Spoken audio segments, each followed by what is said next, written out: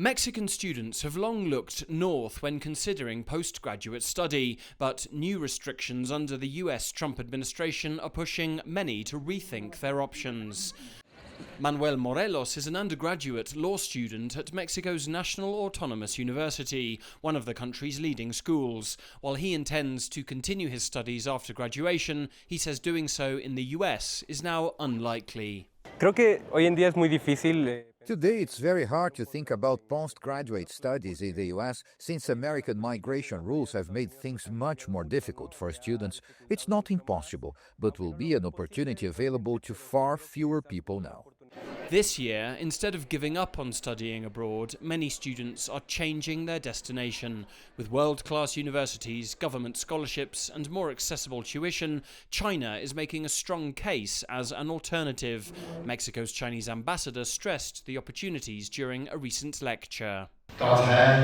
Chinese universities are increasingly opening their doors to international students. With programs linked to the Belt and Road Initiative, we want to be a bridge for global academic exchange.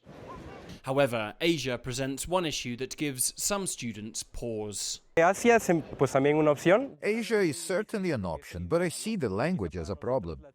But the director of the UNAM's China-Mexico Studies Center, Professor Enrique Dussel, who has overseen bilateral academic exchanges for more than 2 decades, says the language barrier isn't as difficult to overcome as many think. China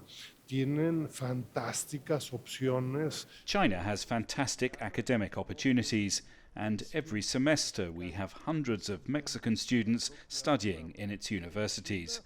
It's an experience that changes their lives. They return with a different vision of China, of Mexico, and of Latin America. As US universities become harder to access for international students, Asia is stepping in to fill the gap.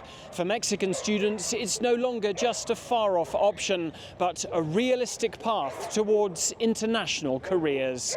Alasdair, Baverstock, CGTN, Mexico City.